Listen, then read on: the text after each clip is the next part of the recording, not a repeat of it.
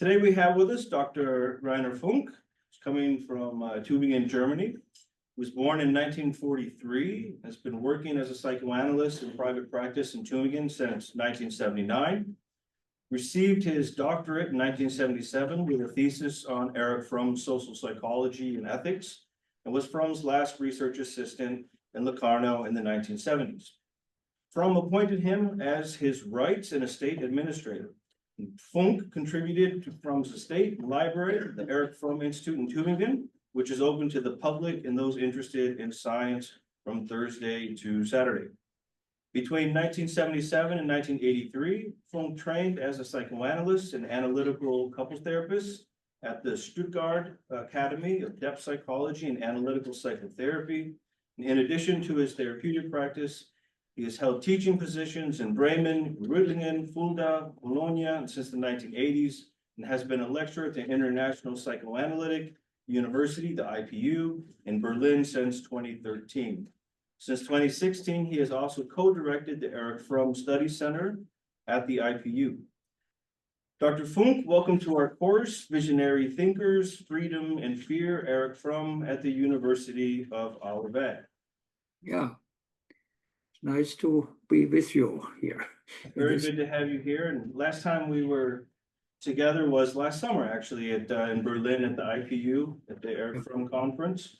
Yeah, that was a wonderful experience, and I'm glad I was able to turn my presentation into a paper that was recently published. Yeah. So I will start off the questioning with a very introductory, basic question. So, like, when did you first meet Erich Fromm? Were you a student with him, a psychoanalyst in training? I first met Fromm the 1st September in 1972. I underline this date because it was exactly 35 years after the Germans started the Second World War. And there, at this day, I met Fromm for the first time in connection with my dissertation project on him. And this first meeting was very impressive for me. So I really was enthusiastic of this person and of his ideas. So I started to write down just what I knew about it on 200 pages and sent this manuscript to him. So he liked it very much, as I understood his social psychological approach and his social psychology. And when Fromm then decided in 1973, in those times, Fromm spent usually the summertime in Europe, and the other time he was in Mexico, in Cuernavaca. But Fromm suffered a heart attack in '66 and had a very bad lung. So this hate of Cuernavaca was for him always very painful and also dangerous for him due to a next heart attack. So he decided with his wife to stay for the rest of their life in Locarno in Switzerland. And in those times, he started to write a book on what finally was then to have or to be, and he searched for an assistant. So by this, he asked me whether I would like to come to Locarno and assist him in all the questions he had. And of course, this was a fantastic opportunity. And so I did it. He also offered to me because in closer to him, I more and more was convinced I also want to become a psychoanalyst and psychotherapist. And he offered to me, I could do my training analysis or didactical analysis with him. I thought about it quite a long time, and then I rejected the offer because I would have liked, and I would like to be with him in a more professional and intellectual relationship, and not in a relationship as a patient. To him, where he has insight in all my inner problems, you see. But I think it was a good thing to refuse or to reject this offer, and because I did not come in this very often very difficult position to have, so to speak, two feelings about the masters. As for instance, the other very great assistant of Fromm, Michael Maccabee, who was for 8 years with Fromm in analysis. And then shortly after he died, or after Fromm died in 1980, Maccabee then spoke about the two voices of Erich Fromm, and a scientific and a prophetic voice. And I think that was a sort of being, getting distanced of Fromm there. So that's only to make it clear why I refused to be in training with him. I did my training in Stuttgart, as you mentioned. Interesting, interesting. Okay, first question over here. So before you had become Fromm's assistant, had you studied his work for a long time or not quite so much? Just, I didn't really got the question. But does it refer to me or to Fromm? And she asked the question of before you were with Fromm, did you study his work? Yes, my first study was a theologian, a Catholic theologian, and I would have liked to do my dissertation in an theological ethical field. So my doctor father told me, you are so interested in psychoanalysis, why do you could do research how Fromm, who does as a humanist does not believe in God, how he grounds his own ethical humanistic idea. So I said, of course, that's a good idea. So I started to read Fromm more and more. And at those times, during my study as a theologian, I also undertake a personal psychoanalysis. So I was quite familiar with all ideas of psychoanalysis and experienced it by myself, what it means to get in contact with your unconscious strivings and wishings and conflicts.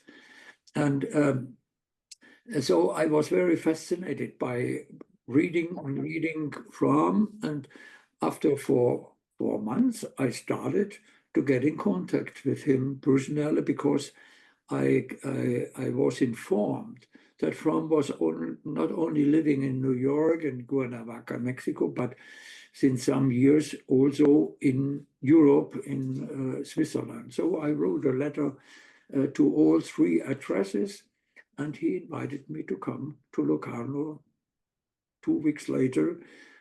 So that was my first encounter with Fromm. Nice, yeah, I think historically he was at Michigan State University for a brief period of time, and Michigan State's just up the road from us. That's where I did my Ph.D. in philosophy. And so I've always wanted to do some kind of research of what do they have of his, up there still, what type of papers or anything, if anything. Yeah. All right, let's take another. Oh, Taylor, you're here. Wonderful, wonderful. Do you have a question for Dr. Funk? Yeah, I'll start with like a small scale one. What was he like in private life, and how in any way did he inspire you to continue working for? And first question. Yeah. So the question is, what was he like in private life? But Fromm in private, or so to speak, what a sort of personality or person was Fromm? Is this a question? Yes. No, that's not so easy to answer, but I only can tell you a little bit from my experience with him. And as I mentioned before, as a theologian, you have usually very high level of in regards to that people also do live what they are teaching, you see. And that was the most impressive thing for me. I came to Fromm at this 1st September in 1972. He invited me to be his guest in the hotel, and then he took time, 3 hours, 4 hours, just to answer my questions and so on. And he was very much interested. I felt he really was interested also what I am not only thinking, but what I am also feeling. That is to say, what are my more or less unconscious things? And but this was the way he encountered with me. This way was a point where I felt this person is really able to get in a contact, in an inner contact with another person. So what he writes with his humanistic ideas, he actually practices it. And that was very impressive for me, that there is a person where what he is teaching and what he is living is in a big part congruent. And that is very seldom, I must say, particularly if people are very famous. If you look behind this masquerade of being famous, you discover very often very poor persons. And that was really just the opposite in Fromm, and this influenced me very much and impressed me very much, encouraged me to get closer to his ideas and his humanistic ideas there. Yeah. Thank you. Any other question? I'm gonna take a question. How actively involved were you in like Fromm's writing or like bouncing ideas off one another, like in a professional setting? So the question is, how active were you in Fromm's writing, in bouncing ideas off each other, developing his thought, his concepts, his ideas? I just, sorry, I nevertheless didn't grasp the question. What was Yeah, it? so how involved were you in developing his later, especially his later work, his concepts, his ideas? Did you have a lot of conversations and bounce ideas off each other? Now, in these times when he asked me to become his collaborator and assistant, we usually met us twice or 3 times a week in the afternoon at 4 o'clock, and then we spoke about all these questions he was working on. He wrote about Meister Eckhart, the mystics of the Middle Ages, and Karl Marx, and because both had developed the idea of a having mode against or versus a being mode of existence. For instance, Master Eckhart in his sermon on the poor, that one has to get rid of any idea of God in order to experience God. So nothing where you want to grasp reality will really be able, or by this you really will not be able to get into the essence of what is there. So we spoke about all these questions of philosophy, of theology, of mysticism, of religion, and he told me a lot of his very personal experiences, his family, his Jewish background, and how fascinated he was as a child and a young man of Judaism and also of Zionism for some time. Then he rejected these ideas because for him this Zionism was not really yeah, not really expressing the spirit of Judaism. But finally, from himself, he also told me about this. He wanted to get rid of all these religious traditions of Judaism, and he became a non-theistic humanist in the age of 26. In my understanding, I think it was a way of getting rid of his very strong father relationship he had. So he opponed against the father religion, Jewish belief, and by this he really found his own autonomy and also his own religious attitude again. Fromm never was a non-religious person, but he was very critical of every form of the institutionalized religion.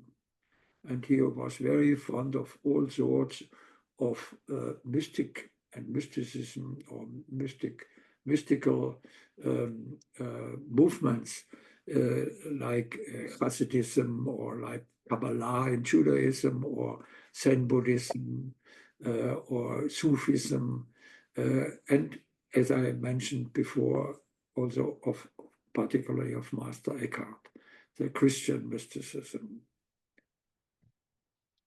Yeah, that's one thing that a lot of people, when they're first introduced to the critical theory in the Frankfurt School, and they're reading early Fromm, and then read some of his middle stuff, and then even his later stuff, and they realize that he's not a conventional believer, but he doesn't have this antagonism, or he doesn't have this hatred for religion that so many people have, but nevertheless determinate negates it into his philosophy, into his psychoanalytic practice. And his writings are chock full of religion. And that's one of the things that I greatly appreciate about Fromm and Fromm's work, that he takes it seriously without bringing on the baggage, if you will, of historical religion, positive religion, the night side of religion. He rescues that which is prophetic, the anti-idolatry aspect of religion, what I think is in many ways at the core of what he's doing in this project. So, yeah. Now, I think you have read Escape from Freedom, where Fromm is very critical of Calvinism and this way of practicing religion, where you have to be successful in order to have a proof that you are loved by God, for instance. And this ways of institutionalized religion, he was very critical of there, as an example.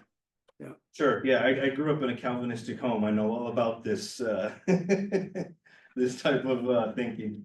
Okay, another question. Does the type of religion practiced influence one's susceptibility to choose to escape from freedom at all? So the question is about, how one practices religion. Does it influence people when they have or they fall into these ways of escaping from freedom? Is there a kind of, say, authoritarian religion as a form of escape from freedom, as opposed to a more prophetic form of religion? As I mentioned, there was this official break with the Jewish religious tradition and his own religious education in the age of 26. Together with his wife, he started to eat soured bread at Pesach. So because that was the heaviest sin one can do. And they both did it just to get rid of all these constraints of religions or this Jewish religion had to form. But on the other side, what Fromm was more interested then was to find out what are the psychic preconditions for these rituals and forms of religion. If you have read Escape from Freedom, you will be familiar, I hope so, you will be familiar with the appendix there. That is the most important part of this book, because Fromm in this appendix shows his concept of social character. That is to say that all ideas people have are molded by psychic strives, which can be very individual origins or social origins. So whatever people live economically, culturally, and so on, is implemented or is represented in the social character orientation. And according to this social character orientation, then forms of religion and the religious practices will be molded. And in regard of the authoritarian social character, or the character in very authoritarian economic and social conditions, the authoritarian religion is a very logical impact there. That is to say, people like to be submissive to an authoritarian authority if they live in social and political and economic conditions which are authoritarian organized. So this is his main idea, social psychological idea, to look at social phenomena and also our behavior to our other people and so on, how we think, how we feel, how we act, and to bring this in relation to what are the requirements, the economic and social requirements of a particular society. That is the main idea of Fromm. And this is applied then also to religion. That is a theoretical background. And this he developed when more concretely, particularly with the authoritarian character, when he was a member of the Institute of Social Research in the 30s. Right, especially with the F scale and the scale for fascism. And I think one of the things that so many of the Frankfurt School scholars, including Fromm, when they came here to the United States, escaping the Nazis, one of the things that disturbed them incredibly was the fact that they could see so many of the same trends here, you know, and now they're coming to fruition, more so than ever before. But those same trends that he experienced, he recognized, he saw, he wrote about in, for instance, the Weimar Republic, and then later on in the early years post 1933, they're here as well. Now that is really a very interesting question. Whether what is going on now with Trumpism, for instance, or with right-wing populism in Western Europe, whether this is from a psychodynamic point of view, really the same phenomenon. Of course, we have this striving for irrational power, and to have power over all and make people obedient to things, special things. But I think there is, from a psychological point of view, if you observe Trump, for instance, and his program of Make America Great Again, it always refers to greatness of not only of his own person. He also has the idea or this idea of a great America which has to be restored again. And this greatness in a psychological sense is attributed to narcissism normally. And of course, it is at least in the same way dangerous. But so to speak, what's going on, people don't want to be obedient and to be submissive to him. People want to be also great, feel great and grandiose, you see. So it's a narcissistic dynamic going on there. And this narcissism of greatness, you can observe in every second sentence of Trump. He says something about great and greatness. When Trump visited Yad Vashem, the Holocaust memory in Israel, what did he write in the guest book? A great day. You see, all has to be great. And if this terrible narcissism, it's very, very dangerous, because those people are very vulnerable, and then they react with rage and revenge. And that is also now very dangerous, that he was so humiliated in his eyes, so humiliated with his claims against him and so on. He will do all to fight back now again. And I have very dark ideas what can come out now, and maybe it's much worse than what we witnessed with the Nazi regime. Nobody knows, you see. But I would not contribute or attribute his personality and his idea of make America great again, not in the first line to authoritarianism, but to the narcissistic dynamic from a psychological point of view. It depends, of course, it depends a little bit what you understand by authoritarianism. And usually we are very influenced by the concept of the authoritarian personality as Adorno developed it. And that is a very different concept.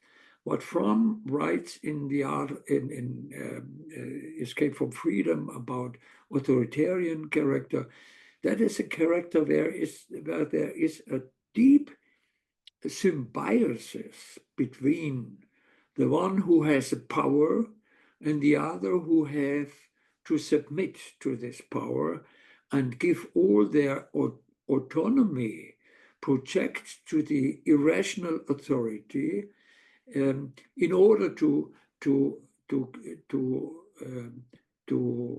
participate in this irrational authority by submission to the authority. This is not the psychic dynamic which is going on now. That's my understanding here. And in Europe, I'm very much differentiating between the Western countries with the Brexit and Italy and also Germany was a new party, the AfD and so on the one side, and the more Eastern European countries, as it happens in Hungary or in Poland, which in my understanding are still remnants of the authoritarian, very authoritarian socialist systems. The socialist systems, the communist countries were highly authoritarian organized, you see.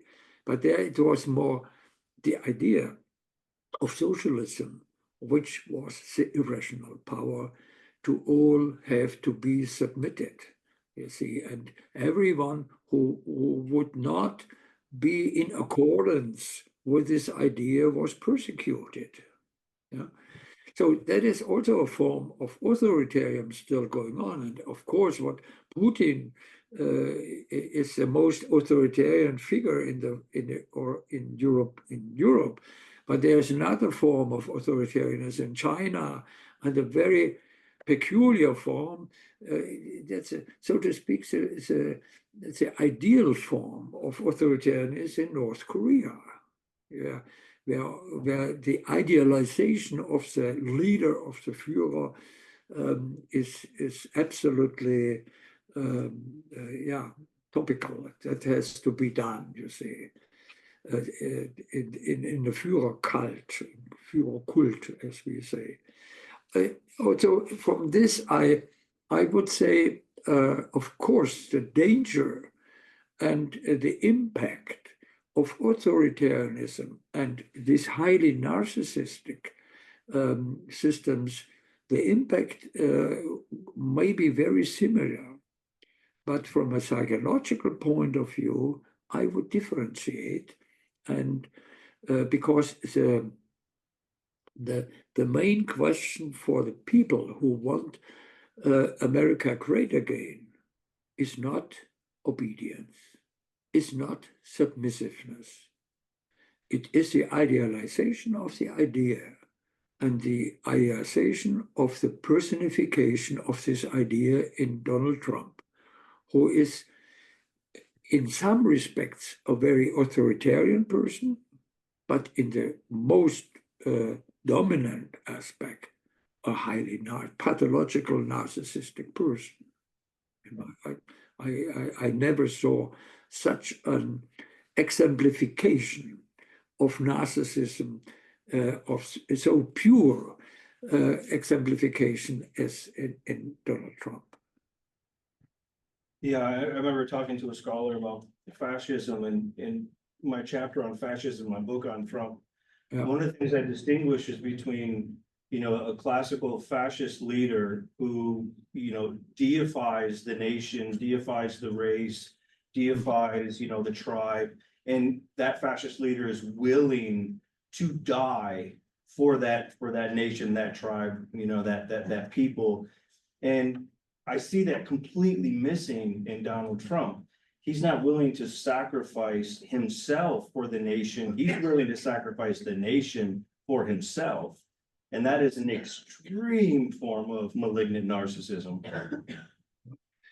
And maybe it's an interesting point of view that Fromm himself, in his book Anatomy of Human Destructiveness, where he analyzes Hitler as a necrophilic person, he stresses so much narcissism, the narcissistic situation in Hitler, and his idealization of the race and his ideas and the 1,000 years and so on. That's all there from himself interprets it's a national socialism much more in a narcissistic way than in an authoritarian way. That's very interesting there.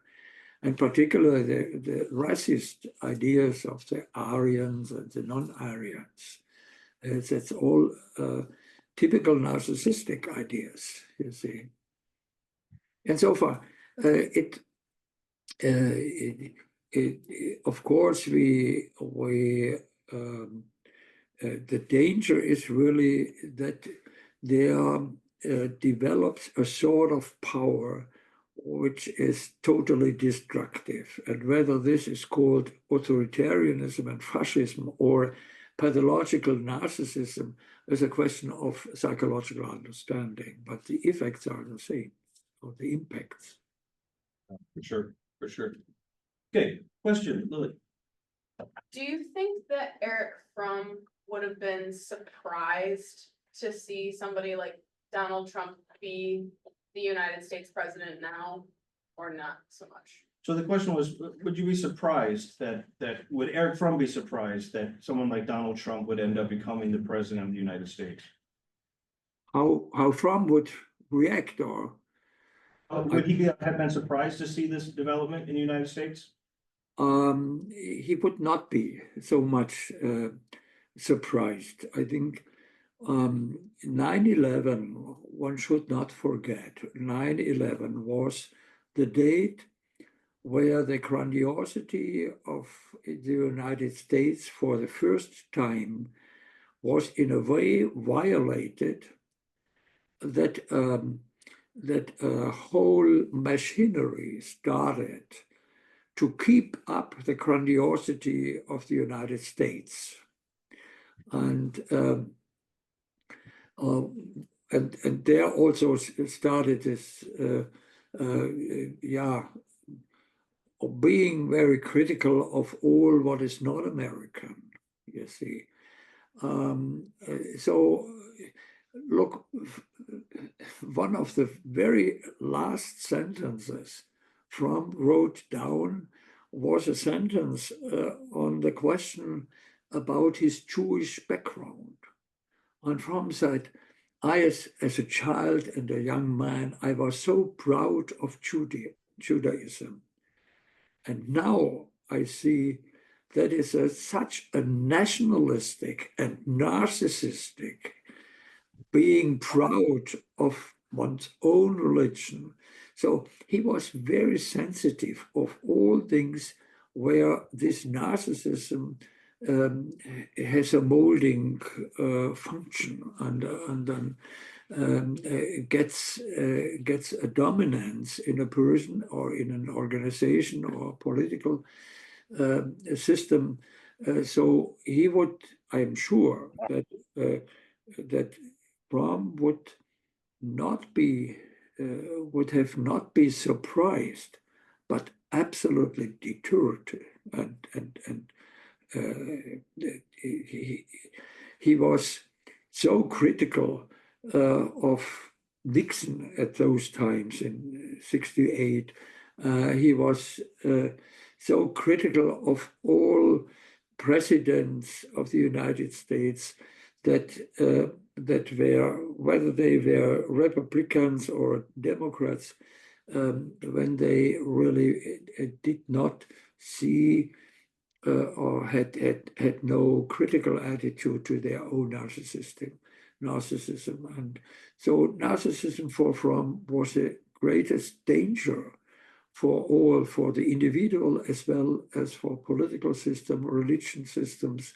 And to overcome narcissism for Fromm was the main goal and aim for some religious, for instance, a Buddhist religion. He always said, there you have a very low level of narcissism there because you have to learn to be mediocre, and you are not able to transcend yourself by yourself and so on. You have to bescheiden, I don't know the right word, moderate, in a way, moderate. So Fromm was very sensitive, and to see that that narcissism comes up in such a way. Remember Brazil. Remember now what's going on in India. With this religious narcissism again of Modi. So everywhere you look, political systems get more and more narcissistic, and that is very dangerous because it is killing democracy. Look, the most decisive point in regard to narcissism is that you are only focused on your own, and you have no less and less ability to be aware of what is not your own, what is the other, what is the alien, what is the strange for you, and you start to hate all what is not conducive to your own greatness. And that means that all democratic systems will terribly suffer the more narcissism will be dominant, because democracies live from the acceptance of the other and the acceptance of many different positions, and then you have to find a solution in a form of compromise between all these different positions. But if there is only one greatness, and all others will be offended, then you have a very dangerous situation. And I think the splitting in the American society, which is so clear and apparent at the moment, I think this will go on more and more, the more narcissistic political affairs are represented there. Next question.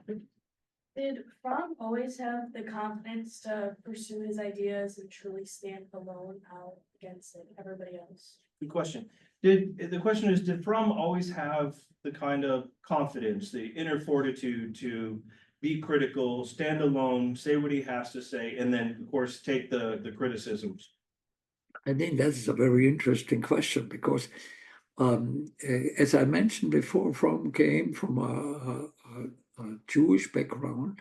And if you look at this Jewish background more closely, you will find that Fromm was very fond of an Orthodox lived Jewish Judaism. And so this Fromm, who grew up in Germany, where you have a Christian majority, so the Jewish people have to find their own identity by separating from the majority of the Christians. And from inside of the Jewish Judaism has also, as an Orthodox Jews, to find his identity by being different to the assimilating Judaism, the Judaism who liked to be more Christian than Jewish.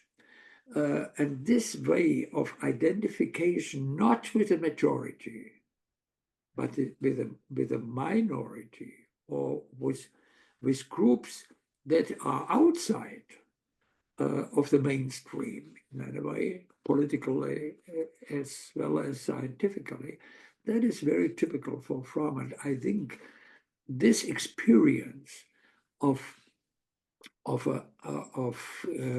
sensing identity by being different, not identical, by being different to the majority, that is a trait which you can find throughout the life of Erich Fromm. This enabled him to be always critical to the mainstream of what is going on in political and economic and social affairs.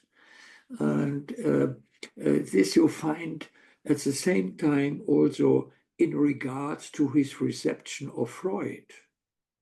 He so long had to revise the Freudian theory until he came to the position he liked, which was very different to Freud's in regard to Freud's instinct theory and drive theory, where Fromm said not the main problem is not the satisfaction of drives, but it's the satisfaction of needs to be related, which is a very different thing, because it's not, so to speak, it has not his sources, his roots in biology or in a biological given drive, but in the way of being related to others.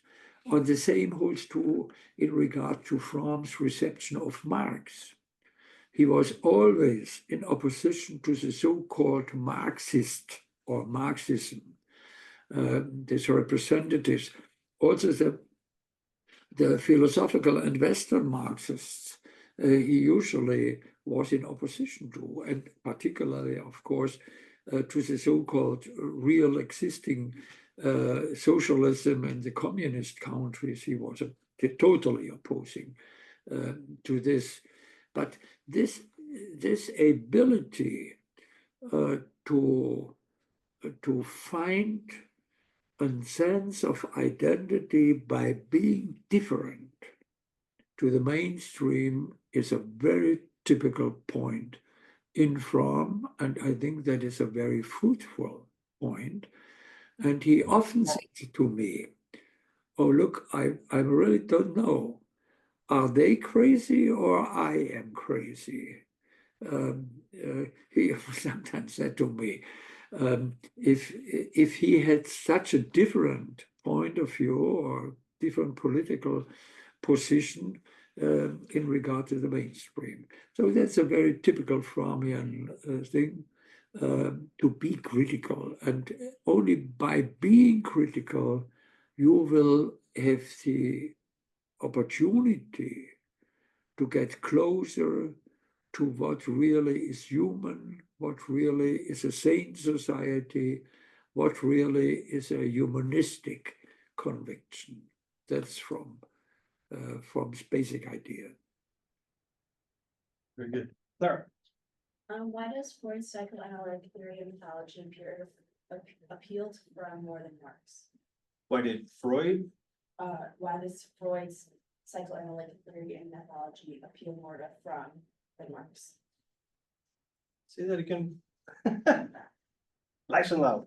Why does Freud's pathology or psychoanalytic theory appeal to Fromm more than Marx?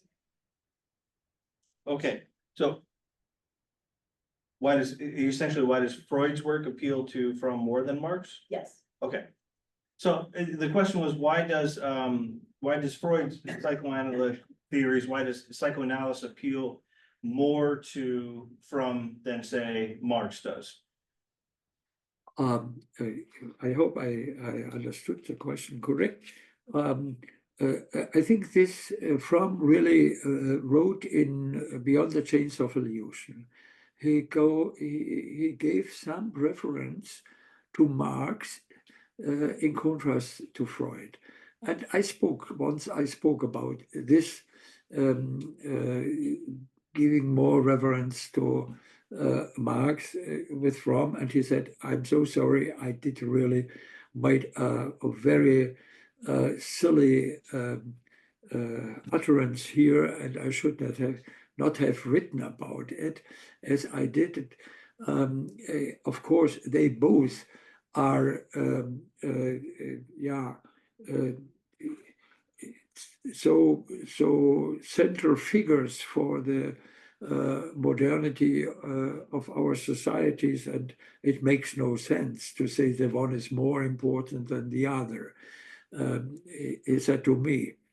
But I think this sentence in Beyond the Chains of Illusion shows his very personal being devoted to Marx ideas, and he is in a way also not so critical of Marx. He never was so very fond of all these economic ideas, in particular some ideas of in regard to that all people have to be equal in regard to money and so on and income. But he was much more critical of Freud and Freud's instinct theory there. Quite sure in this, from this one can say he had actually a preference for Marx there, because he was not so critical of Marx than he was of Freud there. But in the last analysis, both now Fromm was always only in favor of the early Marx, of the economic philosophical manuscripts of 1844, and these writings where the humanist and the humanistic ideas of Marx are explorated there. And on the other hand, Fromm always accepted and appreciated that Freud was the first one who showed ways to the unconscious. Also, his paradigm, his frame of reference of the unconscious, with a drive theory, he rejected finally, because when Fromm tried to apply this drive theory to other cultures, he discovered, oh, there is no Oedipus complex in this Indian culture or in these indigenes and there is not this and that. And so he came to the conviction that Freud's theory of the sexual instinct and to derive all psychic phenomena from the sexuality it makes only sense in a society which has a high amount of repression of sexuality and at the same time is patriarchal organized, because there are other cultures and old cultures and also primitive cultures still where not the father is the main figure who organizes the social life, but the mother. So all these ideas from of Freud refer or were not applicable for many other cultures, and therefore Fromm overtook or accepted the idea of Heuristic Sullivan, the psychiatrist who in 1934, 1935, for the first time sketched a psychoanalytic theory, not from the idea of a drive, of a biologically inherent given drive, but from the necessity of being related. And the way of being related differs from culture to culture, from society, from economy to economy, differs it. And so we can explain how all these differences in ethics, in cultural affairs, in religions came up. And that makes much more sense than to say, now you have this religion if the oral phase or the anal phase suffered this problem or this problem, as Freud did it. So that is a background for this. Yeah, one of the things in studying Freud, it always seemed very apparent that he would universalize the particulars, things that were particular to his time, place, culture, all of a sudden became universalized. And as you said, like Fromm interrogating that by showing how it doesn't work in other countries and other cultures and other people who organize their societies differently, especially in a matriarchal society, for instance. So yeah. Do you have any? Okay, yes, another question. In Escape from Freedom, how does Fromm describe authoritarianism, and why do people follow strong leaders? So the question is, coming from Escape from Freedom, how does Fromm conceptualize authoritarianism, and then what are the motivations for people to follow? I guess it would be psychological motivations or psychosocial motivations to follow the authoritarian, often cases to the death of the nation. Now, I think the basic idea is that always the ways in which economy and the political things are organized, if they are organized in strong hierarchies and where one has a saying and the others have to be obedient, if this is a political frame of reference or the economic reference frame of reference, then people have to identify with these requirements of economy and politics and society. And therefore, they admire irrational authorities. Now, that of course has also, in particular, what Fromm analyzes in his chapter about National Socialism in the book Escape from Freedom, has of course this special German background. You should remind that until 1918, until the end of the First World War, we had a highly absolutistic monarchical system with a Kaiser at the top and a bureaucracy and bureaucrats who all did, all had the authority, and all people have to be obedient to these bureaucracies and so on. And then we had this very revolutionary situation and a very weak government in Germany, in the Weimar Germany, so-called Weimar Germany. So people still searched for irrational authority after the monarchy and the Kaiser had to go, were abandoned.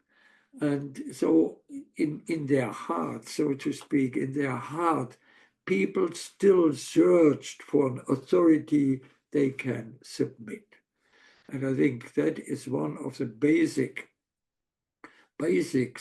that could happen in Germany, that a leader came up, a Führer came up and found so many supporters, particularly in those social classes which were much devaluated, more and more devaluated.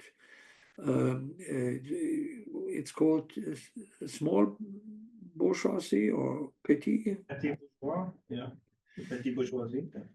Petit bourgeoisie in Germany, that they were the losers.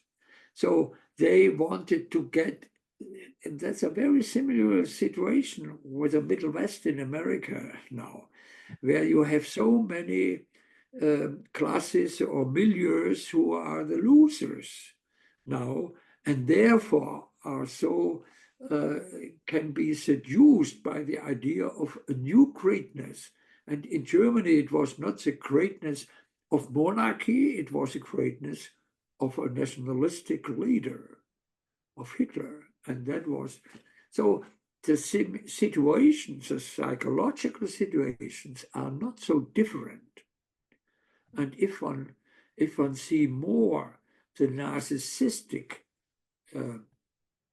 situation of the Germans in the 30s and the narcissistic situation of the many people who are now feel we are the losers in all this competitive situation of a globalized economy and so on. So the situation is not so very different, but the solution will be much more narcissistic and not in a way that people have to obedient achieve a Führer, you see. People want to be identified with the greatness. That is the point. And in the last analysis, I am convinced this being identified with the greatness of a nation, that was the decisive point in Germany too in the 30s. But it was expressed in authoritarian categories and authoritarian terms. So the things are not so different, and insofar, Dustin, I think your analysis is not wrong at this, but it's only from a psychological point, I would call it a little bit different. That's this. Okay. Sure. Question. How do you think that like Fromm's theory of escaping freedom would apply today with like the consumer culture and how like media has changed? So how would escape from freedom, the basic thesis of it, how would it apply within a society that's now a consumer society, when a society that is saturated by media, and of course the democratization of media, now that it's just not experts in the media, anyone can do a podcast and somehow influence everybody. So how does that type of development affect people's tendencies to want to escape from freedom? Yeah, I think the situation is really very different. And the concept of freedom, we live today, is in many aspects different to what it was in the 40s when Fromm wrote this book. Look, this book is, so to speak, in the line of Enlightenment philosophy still. That is to say, what we want is our autonomy against all authoritarian being powered by authorities. We want not live in a heteronormous situation. We want to live in an autonomous situation. That is to say, we want to be able to give us norms by ourselves. That is the idea of freedom in Escape from Freedom. Today, there is a very different understanding of freedom. Freedom means to be without any form of restriction, any forms of boundaries, limitations, and bounds. And this understanding of freedom, in my understanding, came up by digital technology, because this digital technology enabled to remove limitations and boundaries in all areas of life. So we have the idea, for the first time of history of the man, we can live without any boundaries and limitations. And this striving for a delimited and unbounded way of living with others and coping with reality, this idea is is a basis for our understanding of freedom today. So one could say we want to. Now you know perhaps that there are two titles of Escape from Freedom. The American title is Escape from Freedom. The United Kingdom title is The Fear of Freedom. So this fear of freedom that let escape people in authoritarianism, conformism, or destructiveness, as Fromm said it in Escape from Freedom.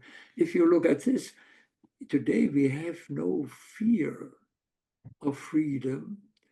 We have a fear of reality, of a reality that is limited, that is binding, that makes us, in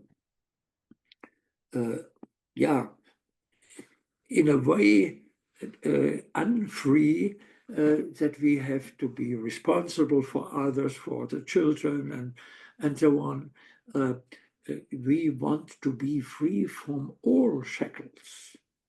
We want to be limitless free. That is, and if we try to do this, we lose any form of security. We need permanently to be connected with social medias, not to feel totally alone and separated from others, because persons who do not want to be emotionally related to others by our inner strivings and aspirations, they automatically feel alone and separated unless they cannot be connected with others. And therefore, we permanently have to secure our being related by social media and being connected to others. So we fear this aloneness, we fear this reality which is limited. And on the other hand, I think we have to learn again to live with limitations and to live with the necessity of being being in an emotional way related to others, which has always implies a sort of binding and bonds to others. Yeah, biophilic relatedness as a way of being in the world, right?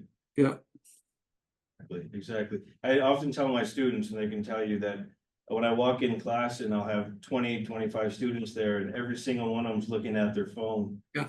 It's like, put them down, talk to each other, figure out what you're doing this weekend. If you don't know this person, talk to them, get to know them. But no, it's that connection, everything is mediated through the technology. yeah. Deeply problematic. But I think we have time for maybe one last question. Does anyone, Taylor, or we'll go right here and we'll come to Taylor.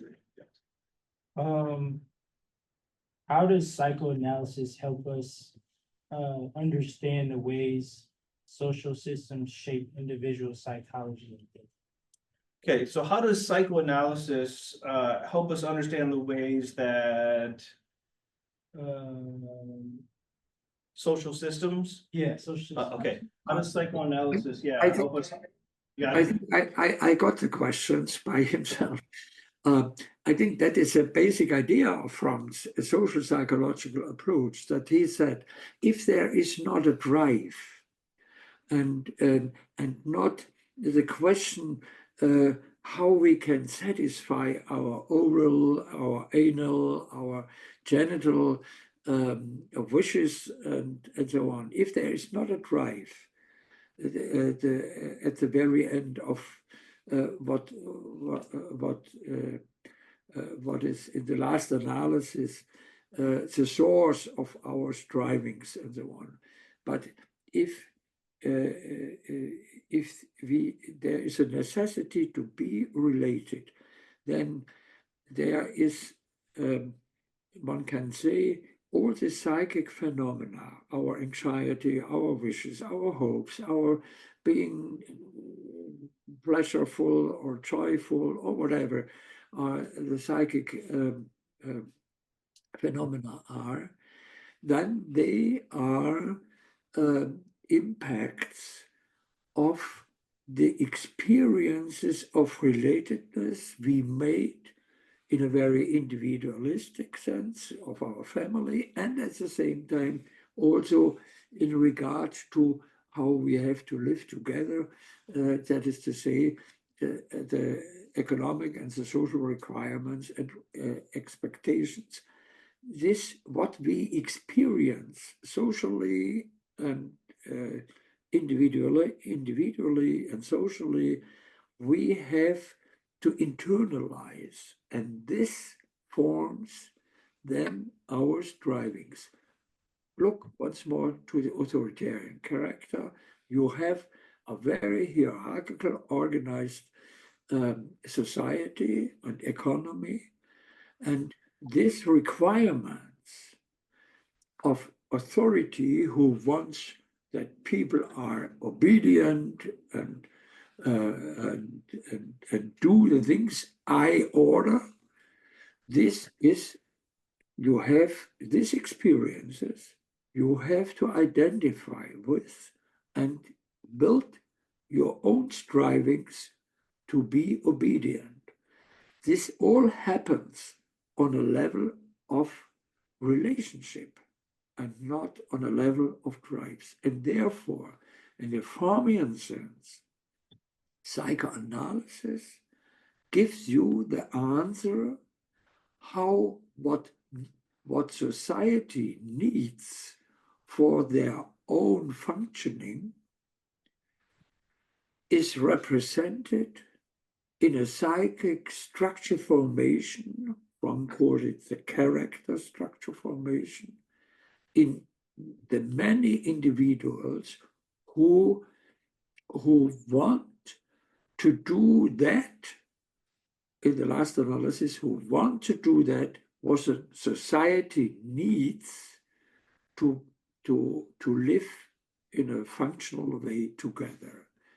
So psychoanalysis can explain how society functions psychologically. That is a contribution of Fromm's understanding of psychoanalysis. I hope this answered your question. Absolutely. Well, yeah, we're at time, so thank you, Dr. Funk, so much for joining us and addressing the Erich Fromm class here at the University of Olivet. It's wonderful, very insightful, and let's give him a round of applause. Okay, thank you for the questions and all the best for you. Okay, Okay, all the best, and I look forward to some Bitburger in Berlin. yeah, let's hope so. Okay, so have a good time. I go out, yes? Yes. Okay, Thank you. Thank you. Thank you. yeah, thank you. Bye-bye. Bye. You'd like